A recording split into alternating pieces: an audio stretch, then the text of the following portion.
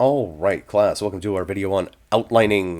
This is one of those great pre-writing activities that I highly encourage you to start trying out, start practicing, and getting into in the best way that you can right now. So, when should you write an outline? In general, as soon as possible in the writing process. Typically, like right after brainstorming, or maybe even during some brainstorming, where pieces of an outline come together. It is also the case that you can go back and revise an outline, or like if you wrote by the seat of your pants and you're like, okay, I need to revise this essay, I need to figure this out. What did I do? You might go and write an outline to have a better plan. You could also do something called reverse outlining, where you take a already existing piece of work, often by somebody else, and you create an outline from that already written paper in order to see the structure of what that paper looks like.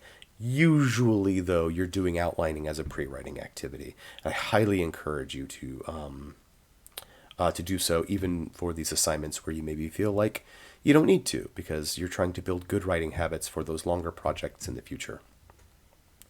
So how do you do this? If you've never done this before, one, identify your topic or thesis statement for the paper. I know we haven't talked about thesis statements yet, but we're gonna. Decide what points you would like to discuss during your paper. In this case, the different parts of your story that you're going to tell. Making sure that those points relate back to your topic or thesis statement in some way. Put those points in a logical numerical order. Beneath that, indent it a bit, add in general ideas.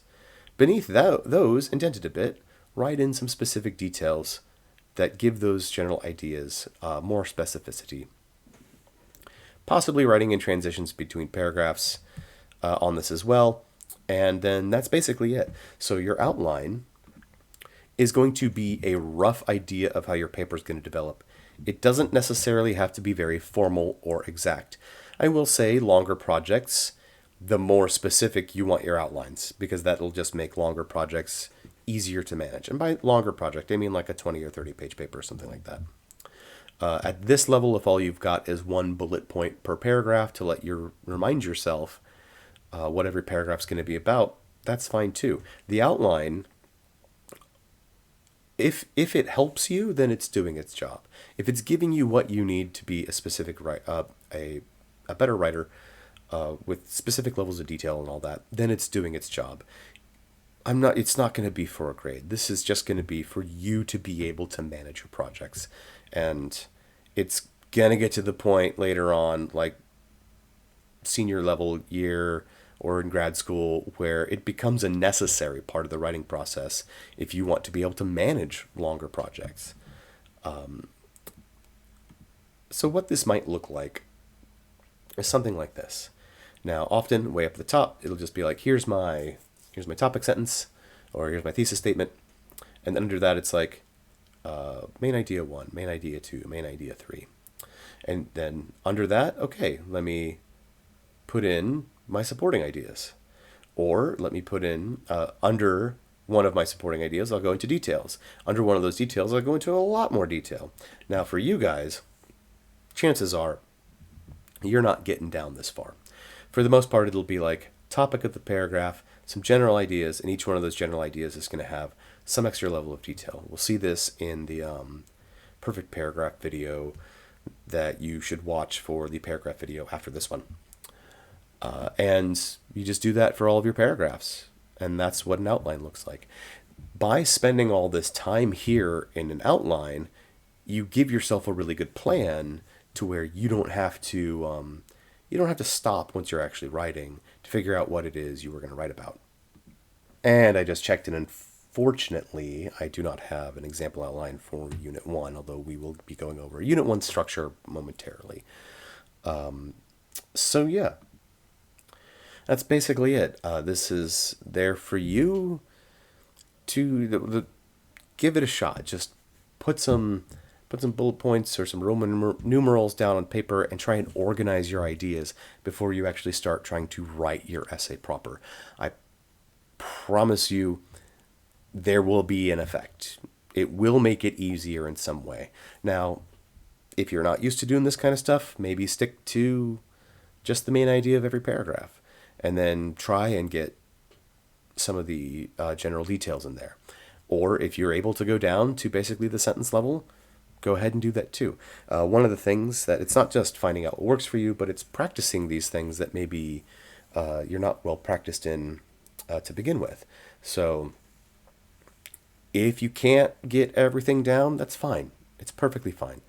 But the way to get to the point where you can write these wonderful, really well detailed outlines is to build up to it.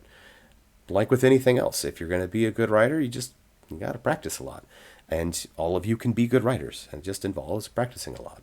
So if you're not used to brainstorming, and you find it difficult, you can get to the point where you're really good at it.